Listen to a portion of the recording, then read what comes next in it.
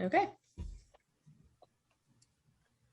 All right. It is close to 9:30 on a Thursday night. It is not Rip Radio Network, but you are tuned into ChipChat. Welcome to a special episode of ChipChat, everybody.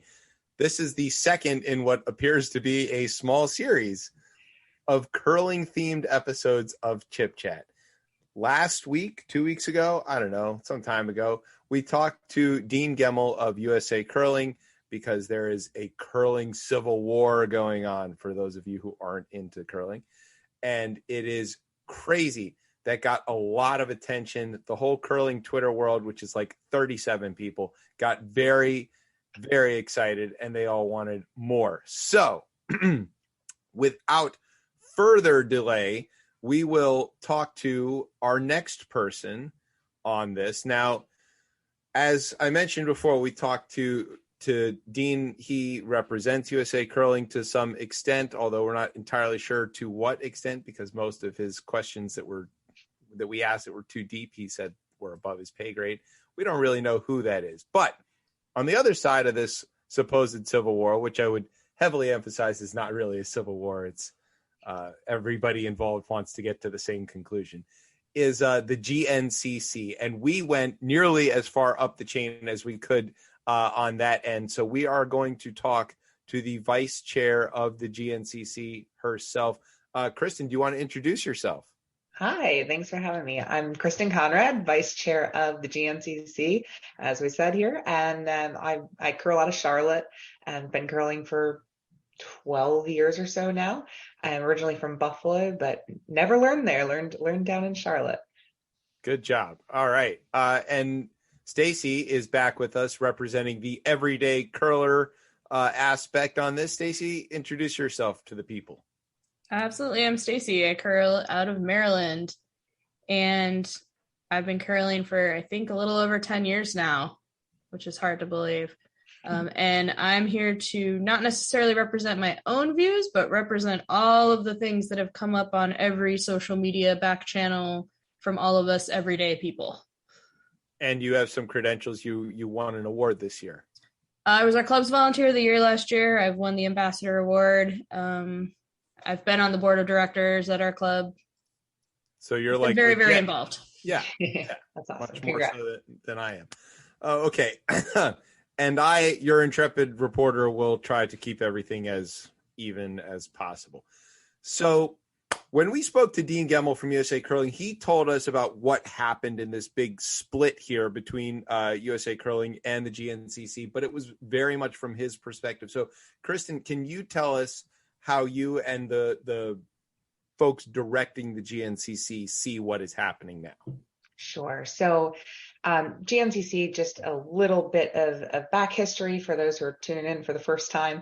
The GNCC started in the late 1800s, so we've been around for a really long time, about 155 years or so. And we started as an organization to bring all the clubs together that existed at that time. And not really a national governing body, so to speak, but more of a service organization, right? To make sure everybody stayed connected, have some cross-club events, etc. In the 1950s, late 1950s, GNCC split into the 9 regions, essentially, that we know today. And the GNCC took over the East Coast, which was at the time mostly the Northeast, and formed USA Curling out of that, or US Curling Association out of that, which was meant to be essentially the national governing body. So that's our history lesson, right? But now we're at the point. So GNCC has been a region for a very long time, a service organization for much longer, right? And with this recent divide, we'll call it, I hate the Civil War part, it's really not, it's not as contentious maybe as it seems, but with this recent decision, the question I've gotten most actually is, why did this happen? Did we know about this? And yes, the answer is yes, we knew about this, and we knew this was a potential to happen.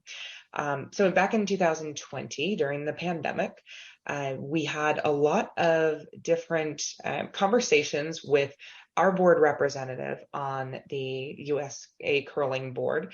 He represented the GNCC, and he was basically kind of giving us a heads up of the things that were coming, which is his job to do, right? And some of the things that we heard that were coming were really concerning. And those, if anybody kind of remembers the Sport 80 kerfuffle, it was heavily related to that. And so there were a lot of decisions that were kind of coming at us during the pandemic. And our clubs were not responding well to hearing about those changes. And one particularly large club in the Midwest, St. Paul, decided that they were going to leave both USA Curling and their region, which caused us to say, hey, there's something big going on here, and we need to let our clubs know, first of all, make sure everybody's informed. And we need to make sure that we decide as an organization what our path is forward if clubs start leaving USAC. So we said, our proposed stance is that we are not going to eject clubs from the GNCC if they decide that they, for any reason, whatever reason, are not going to pay USAC dues. We then took that to the members and said, hey, members, we need to know, is this aligned with you, right? So all the presidents and reps got communications, 1 and 2 years ago about this to make sure that we were representing who we were meant to represent. And so all the clubs essentially agreed, yeah, we're not kicking out our buddies, right? We are going to just keep going as we are. And we all collectively knew that this was a possibility. That said, we didn't think it would happen so soon, I think, especially after clubs were coming back. But we did have the case where several of our clubs chose to resign and or did not pay USA Curling dues. And so we found ourselves in a point where we were out of compliance with the USA Curling policy that says 95% of our membership, essentially the individual members within the clubs, have to pay USA Curling dues. Can I get a detail on that just for clarity's sake? So essentially what was happening is that there were clubs that were within GNCC that decided they did no longer want to affiliate with USA Curling. Correct. And so they said, we're going to just drop out of that, but they still wanted to be in GNCC. Yes. And so again, we kind of have that double value proposition, right? The service organization that has insurance and stone rentals and different funds for different reasons. And, a lot of different things offered. Beyond that, we decided that we would not eject clubs that needed those services to survive, right? So we kind of had to choose between the survival of clubs or an inconvenience of clubs in terms of joining the USAC. So the question here, it kind of gets to an enforcement mechanism. Mm-hmm. Was USA previous to the 2020 beginning of this, let's say, were the dues that clubs collected from their members that would be part of what goes to USA Curling, were those collected and sent by the clubs to USA Curling, or were they sent to GNCC and then GNCC would send that pile of money to USA Curling? How did that work? So it used to work the latter, essentially, that you were describing, in that the clubs would send money to the GNCC would forward it on. And that changed. It did change. It changed somewhere around 2013-ish. Don't quote me too much on that year, but somewhere in the 2010s that changed. And the US Curling Association started getting dues directly from member clubs. So, and the reason I wanted to bring that up, and forgive me for not saying I already knew the answer to this, but sure. The reason that I'm establishing that is long before the current situation, GNCC was no longer in the business of being the conduit of funding from the clubs to the national organization. So Correct. They were essentially out of the enforcement game for some period of time prior to this. Yes. And then USA Curling changed this, or began to enforce this rule of 95% participation, and asked the GNCC to be their enforcer, but without any funding, without any measures, or without any way to really do this apart from to ask you to do it. Is that essentially what happened?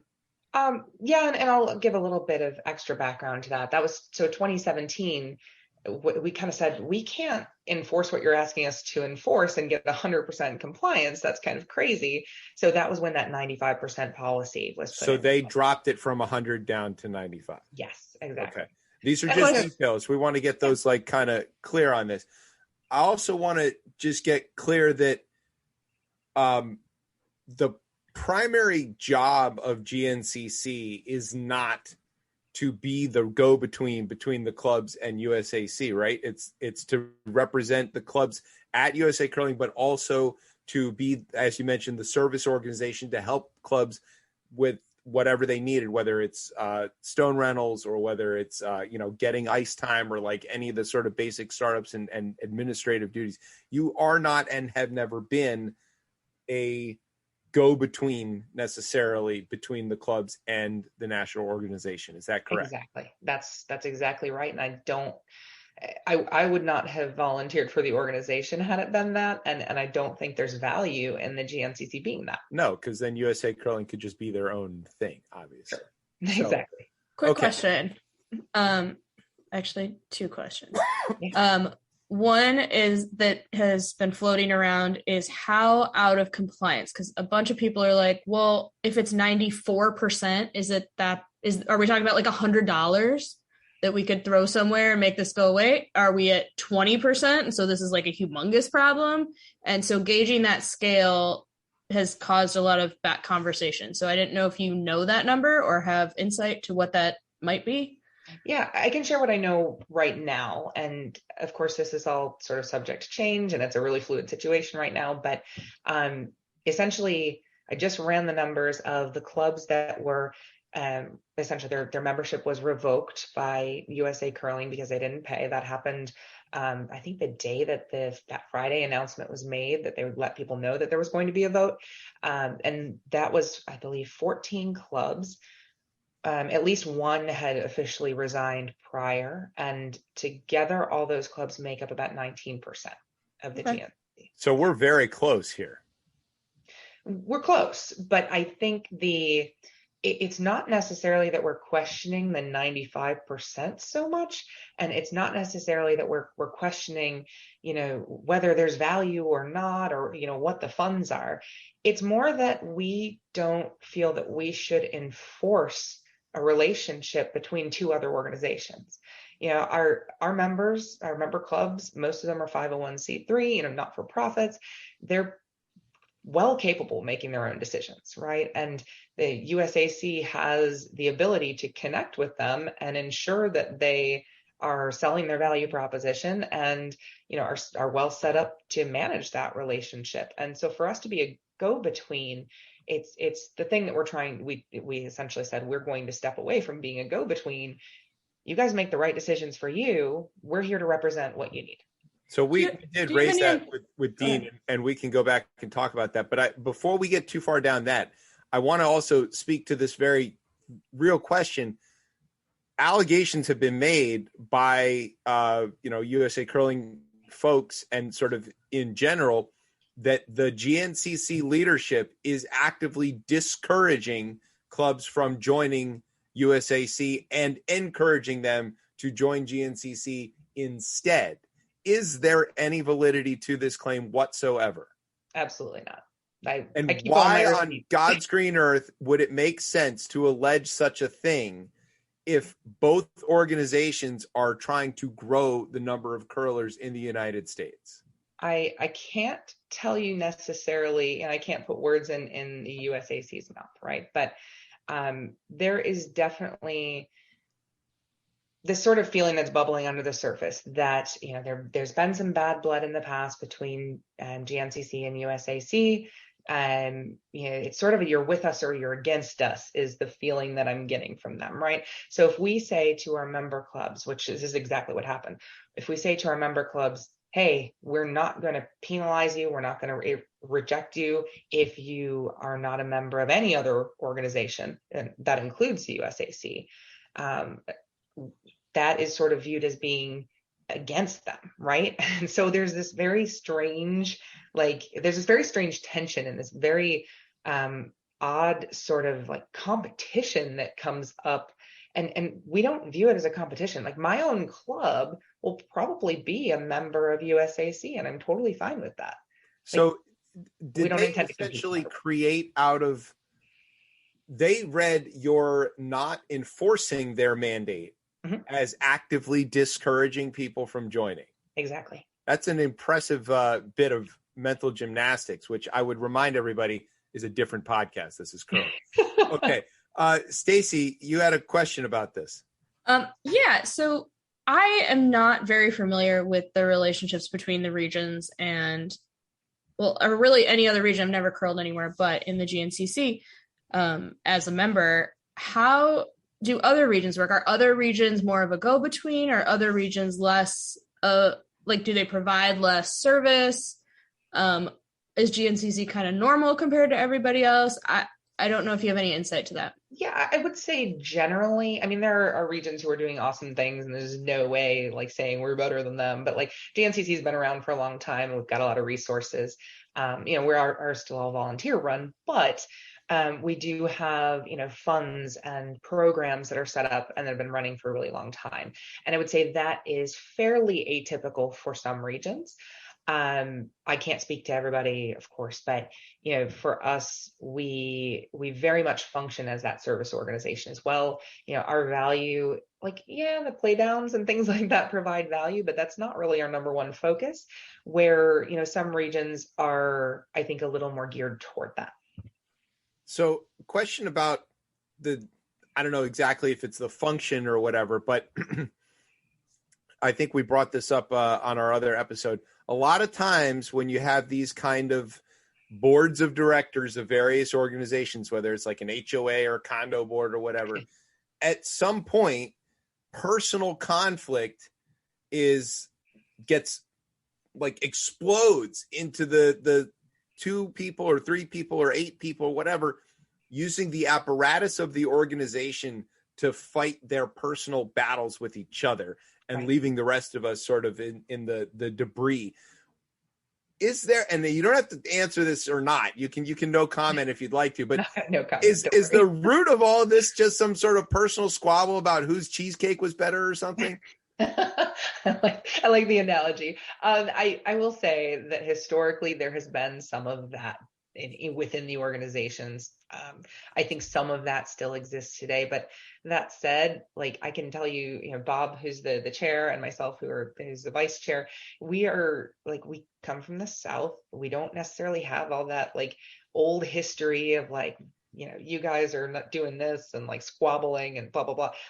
We really, especially as our board has kind of changed hands and that sort of thing, our organization is very much focused on the members, and we try not to get mired in any of the he said, she said, old relationships, etc.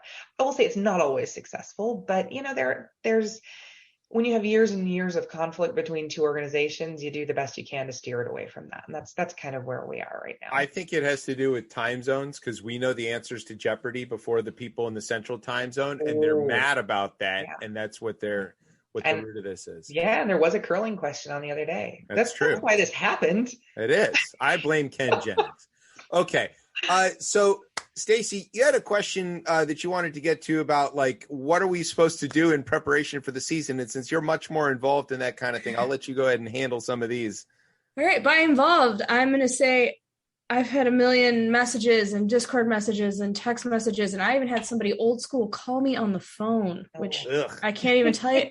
To be fair, I'm going to give a shout out to a senior curler who was incredibly pleasant and Midwestern. But everyone kind of has the same question. Everyone wants to know, what's the GNCC going to do next? Mm-hmm. And kind of tacked onto that is, you have the attention of the country right now. What are you going to do to not lose that? Sure. I'll definitely tackle the easy one first, which is what are we going to do next, right? So for me, I don't think it makes sense, and then for our board, I think it doesn't make sense for us to exist being just a service organization and having other regions that are occurring at the same time, like it exists for us to stay, or it makes sense rather for us to exist as a region.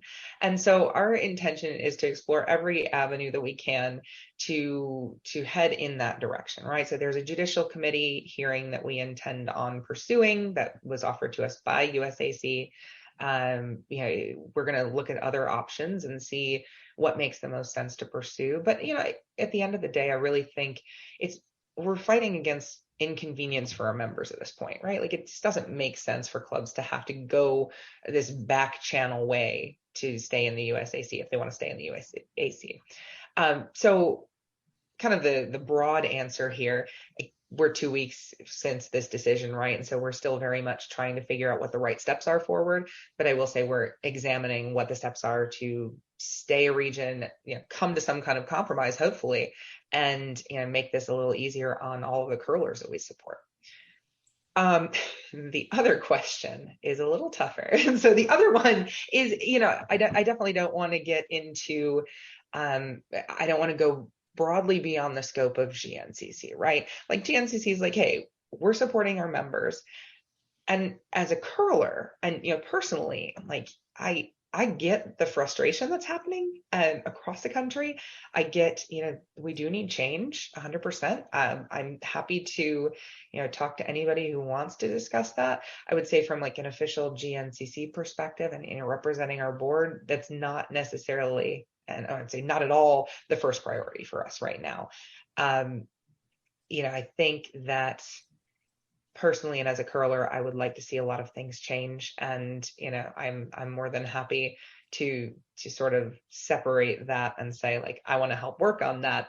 But from a GNCC perspective, we're focused on propelling ourselves and our member clubs. But keeping the attention of the country on this is good for curling in general, I think, because it gets people talking about curling and, like, hey, what's going on in curling?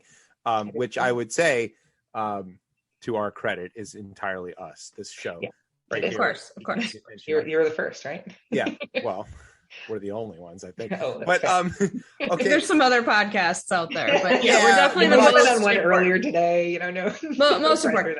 I'm asking because of a couple of messages I've gotten from various people in clubs that are not GNCC clubs, and they say, "What can we do?" Yeah. They are USAC members. They are voting clubs. They are not. Their membership is not in jeopardy, and they say, "What can we do?" Yeah, and I didn't know if you had an answer for that. I think the first thing is to take a look at how voting happens first, because if you want to vote, I think Can you clear that up for us? Because we could not make heads or tails out of this.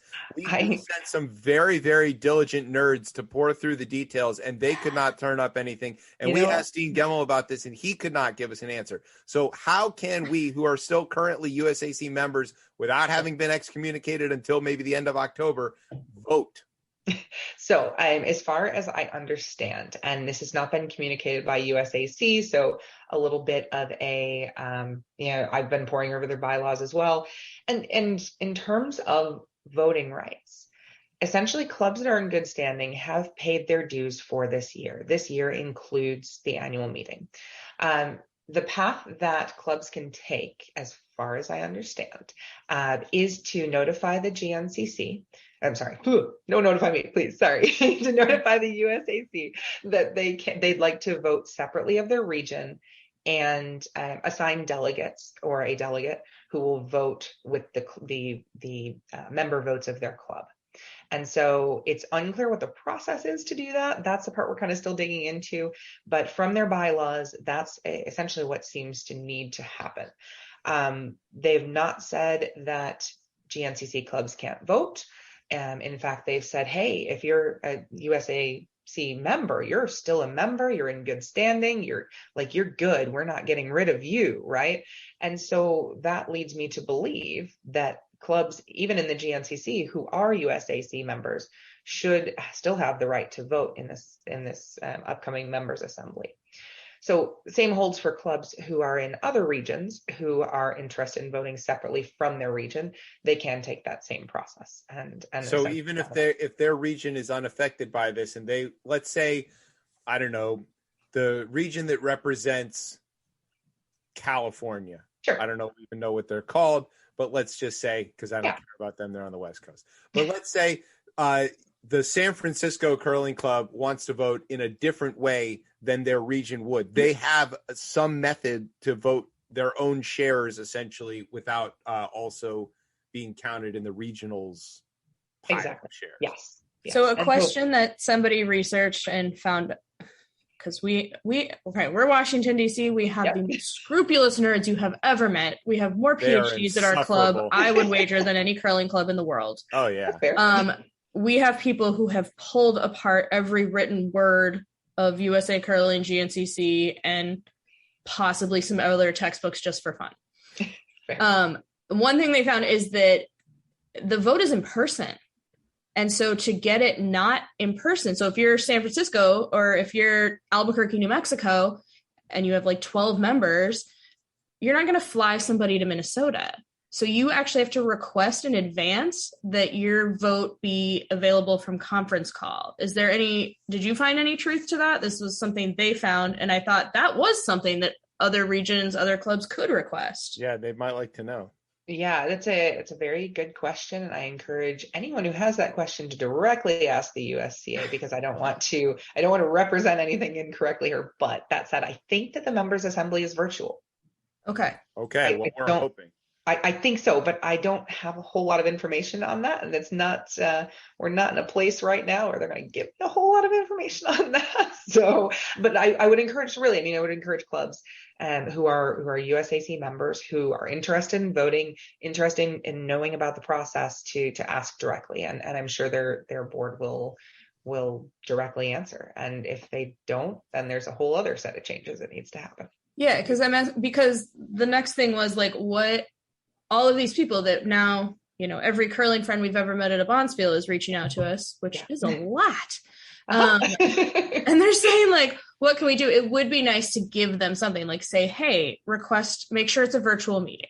Hey, check with your voting laws and see if you want to vote independently as a club. Yes. Like having something like that we can say, kind of a singular message, that would be cool to kind of have that rally cry. Totally agree. And actually I've been in touch with a few people from Potomac, and they've been super helpful in getting through some of that and trying to figure out, what exactly the bylaws and the policies we say. do have amazing nerds. Try Broomstick. You do. They're fantastic. And they'll be in touch with you whether you want them to be or not. That is very much the case. That's my volunteer job, is to be that person that people can get in touch with, right? That's completely what I'm here for. So I'm happy. Like, if you have questions and want to forward someone to me, feel free. Like, really, it's super, super important to me personally as a curler and the East Coast especially, and as someone who has volunteered for curling and really wants to see us move in a good direction. So I encourage people to reach out. Can we highlight something you said? You said that you're a volunteer. Mm-hmm. Is everybody who works at GNCC a volunteer? Yes. There are no paid staff. Correct. Okay. Now, pin in that. Yeah. Does USA Curling have paid staff? Yes. They allege that the GNCC is sitting on $1 million and they're just not using it for something. Now, we did a little digging into this and turned out that it's held by a different trust and there may not be any access to it or blah, blah, blah.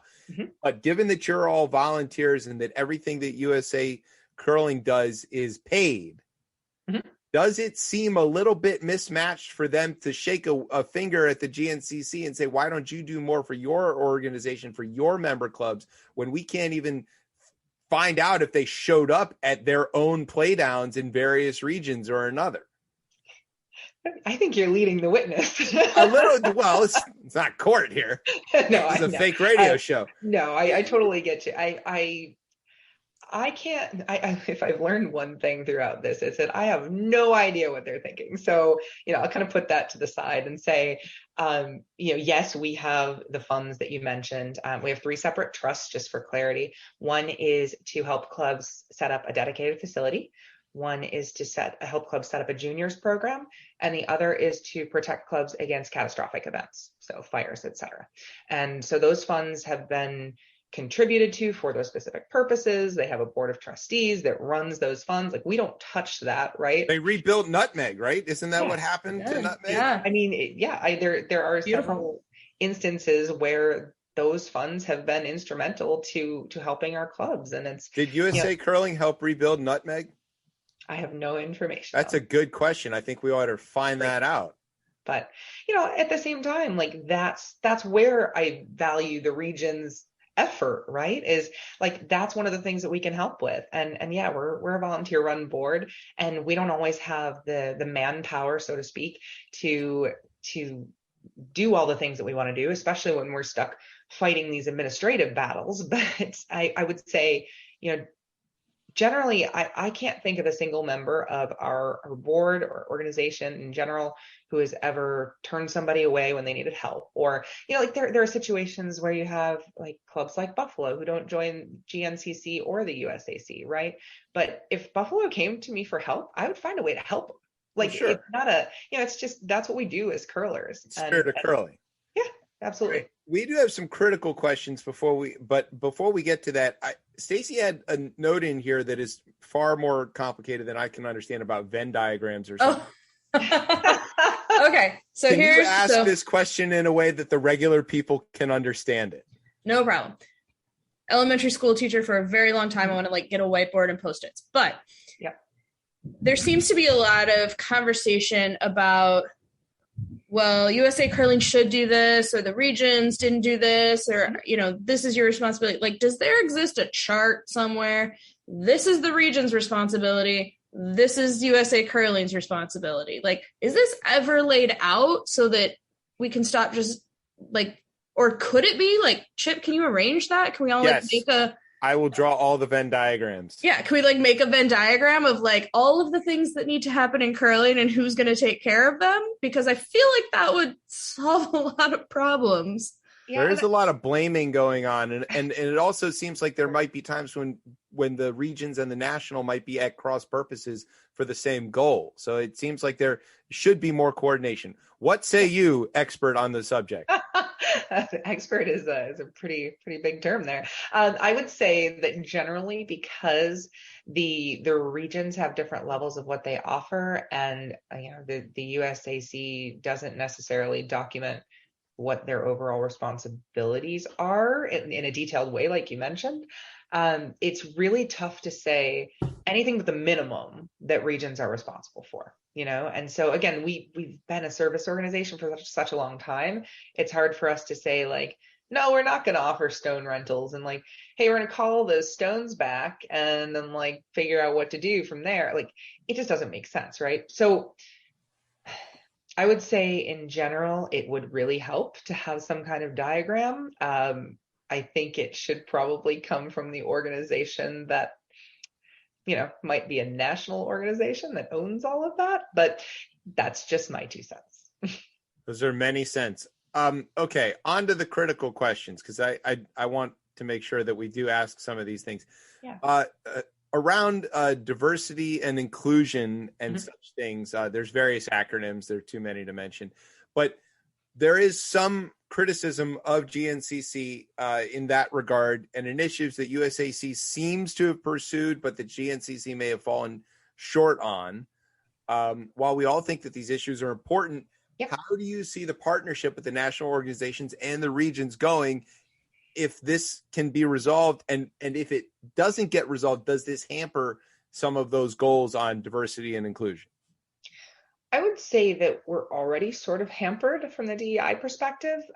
It was something that I've had a few conversations about, but I haven't this is something that I really care about actually, and haven't really been able to pick up and run with because I've been mired in all this other stuff going on for 2 years, That said, I know a few of the people who are on the DEI board with USA Curling, so they, the volunteers in most cases, and, would generally love to implement some of the things that they are doing, or, what I would sort of love from a lot of the different communities in USAC is to say hey, region, here's how you can participate. Like, here's what we recommend you do, right? And I don't see a whole lot of that, which is one of my general issues, is that like there's not a lot of communication and planning. And this is not picking on the DEI group by any means.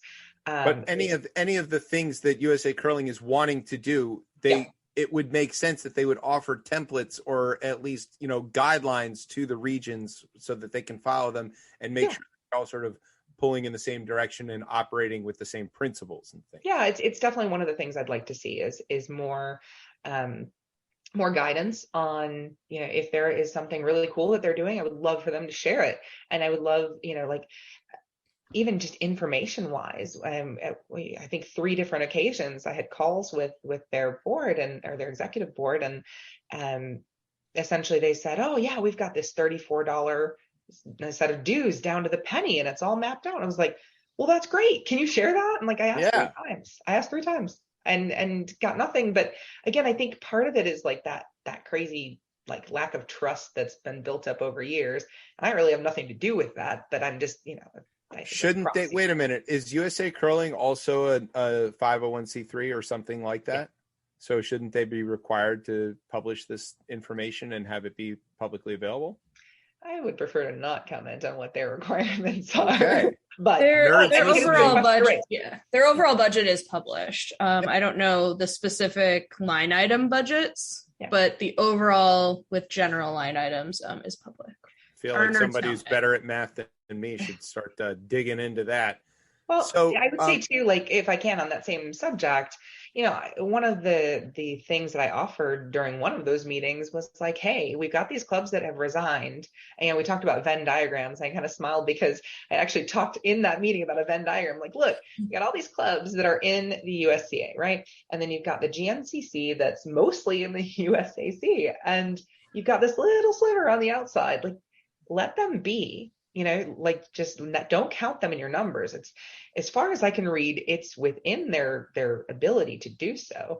If a club has resigned, therefore they are not a member. But that argument aside, I said, hey, let those clubs be.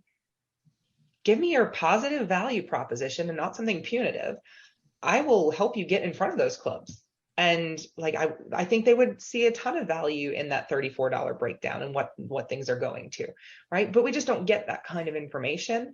And I think that, again, like stepping back and being objective for these years and years of this conflict, sort of, I imagine it's very hard for USAC to want to give us a lot of information because they feel like it's going to be used against them. But it's what is it used against? I mean, we're all trying to get more curling to happen. So I don't understand what this against. What is it? I agree. Who's on the other side of this?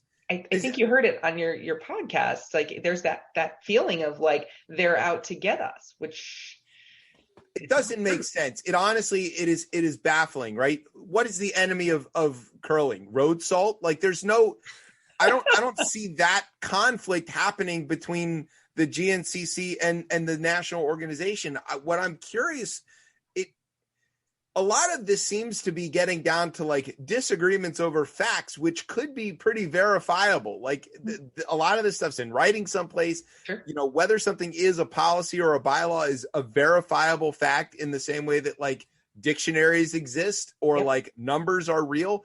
And we should just be able to settle a lot of this. Why is there a dispute over factual information here? I think part of it is that the facts are the bylaws, and the bylaws have been interpreted in different ways by the two organizations. I think they're written in such a way that it's possible to interpret them in 2 different ways. Gotcha. See, now we understand. We're Washington people. That makes very good sense to us. We can see 2 sides of the same coin. Also politics. Yes. but no, it really that does get to another question, which is if we vote and lose, where do we throw our bricks and storm, and what building do we need to go smear poop on? Well, the mailing address is no.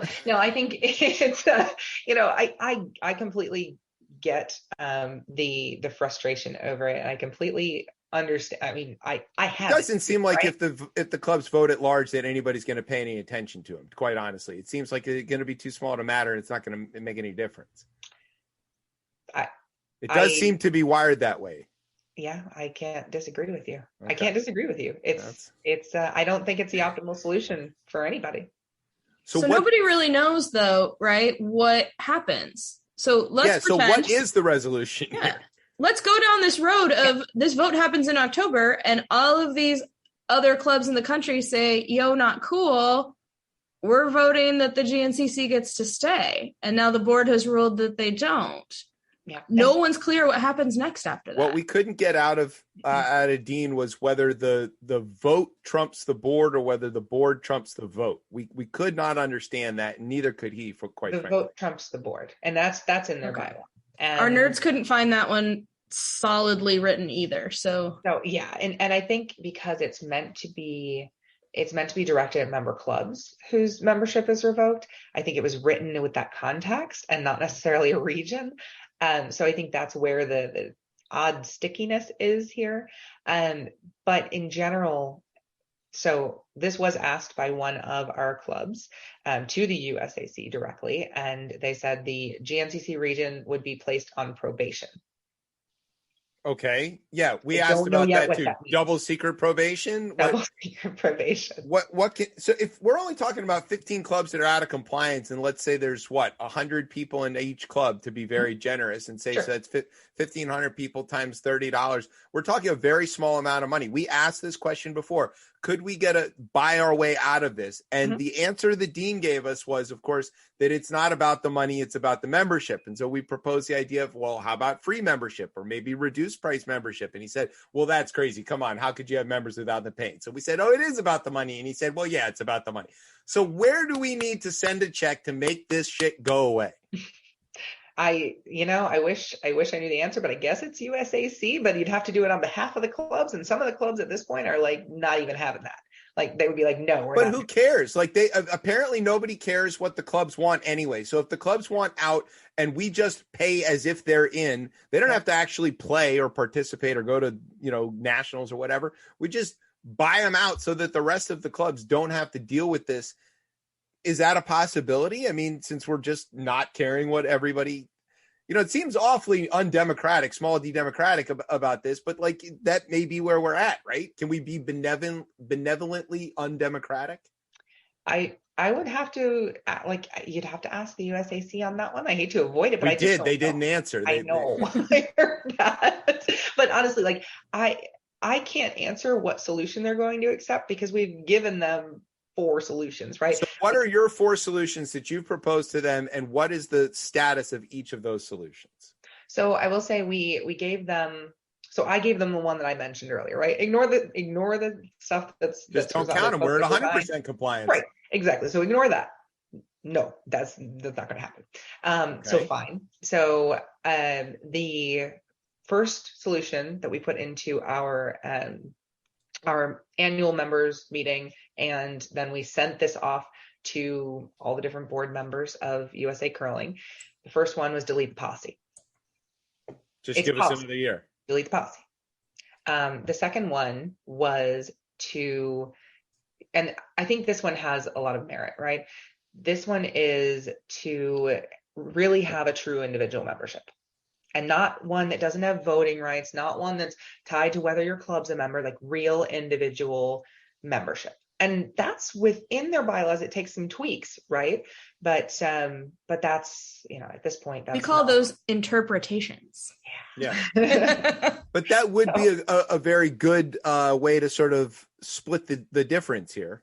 That's what we've called for the most part, I would say. Like that's the one that we go back to. Okay, so really this could work.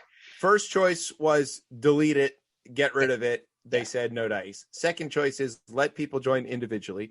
Third choice is what? Third choice is I think about this. I want to make sure I get the facts right here on what was in our actual members assembly. And I'm actually going to even go to our website. And it's I'll published. tell you about it. So we have a whole section on our website that's essentially documentation related to these 2 topics. And so you can find all of this there. We don't have anything hidden, for example.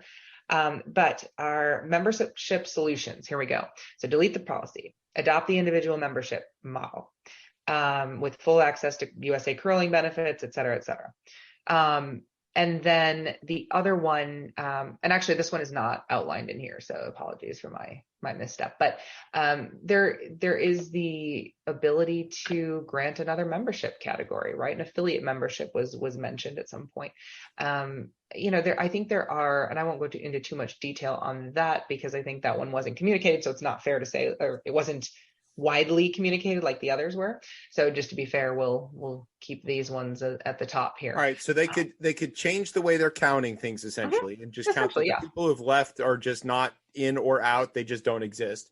They can delete the policy wholesale, or they could allow for individual membership. And all of those have been proposed, and all of them have been rejected, or we just don't know the status of any of them. No, by nothing, and then essentially voting to revoke our membership, I would assume that they're.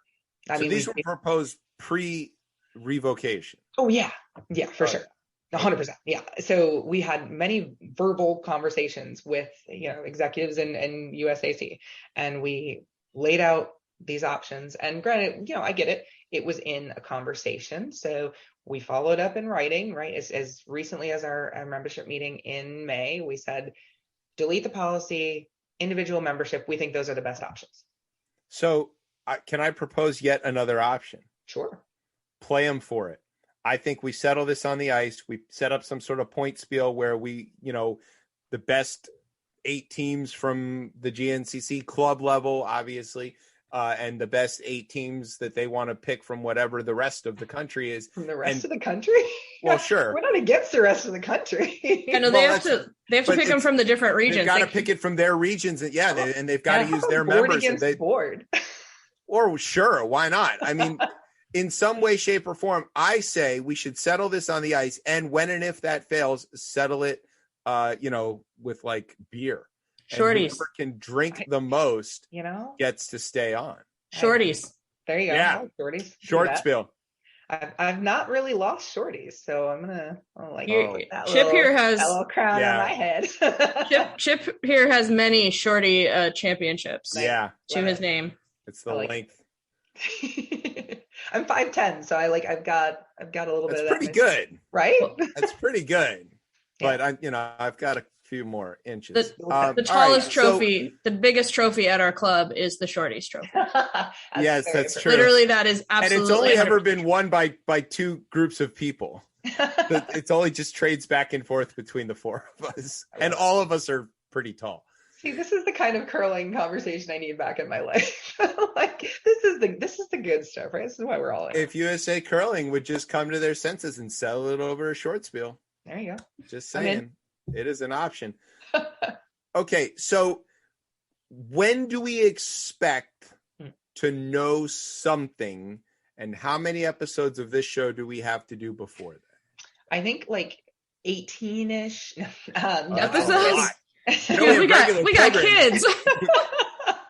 No, I think so. Right now, we are very actively going after these answers, right? We've got an FAQ sort of started, but we're hesitant to release anything and send people out to take actions that are not 100% baked, right? So it's coming. I can't tell you exactly when. I'm hoping in the next 2 weeks or so we'll have a better handle on what we're up against, so to speak. I will tell you from a GNCC perspective, the judicial hearing, there's nothing that clubs necessarily need to do there or worry about there. We'll definitely share anything that happens. That could be a path forward beyond USAC if we need it. So there's some potential to talk USOPC, et cetera. But that's the part that as a board we're representing everyone there.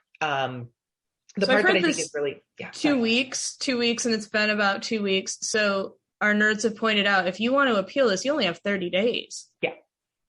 So are you appealing?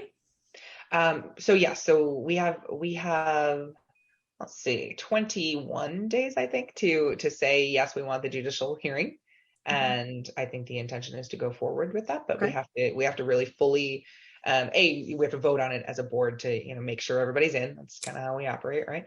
But we also have to then make sure that we have our our full defense and ready to go. And I think that we're pretty close. Like we have all the elements that we've talked about for these past 2 years.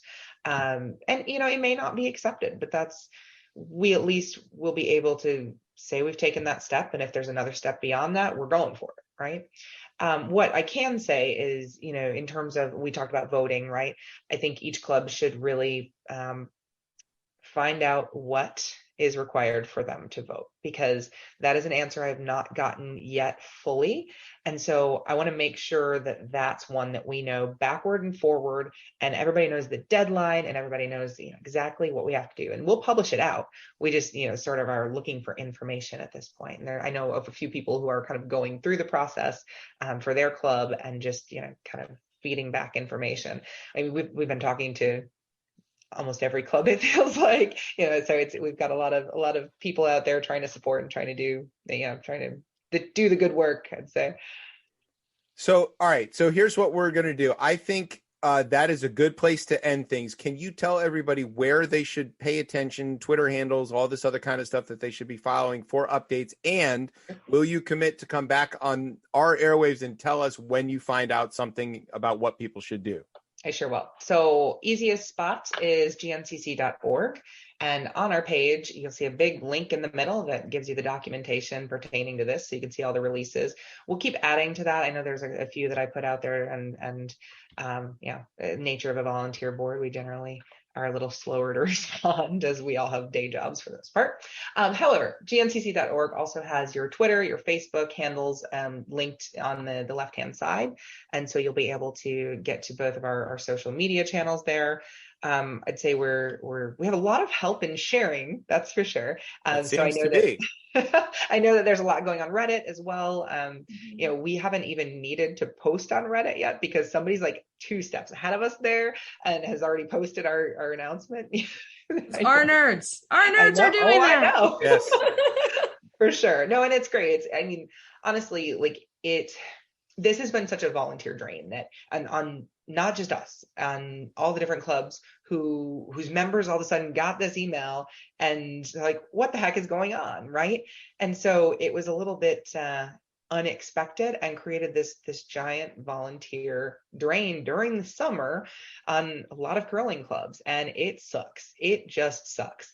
And so I thank everyone who's been kind of contributing to the communication effort too, because it's just not easy. So I would say GNCC.org is your best spot. We'll definitely email very specific updates to club presidents and reps. Usually that's our way of going about it. And then we let club presidents and reps and communicate it out to their membership, so we don't create what USA Curling did.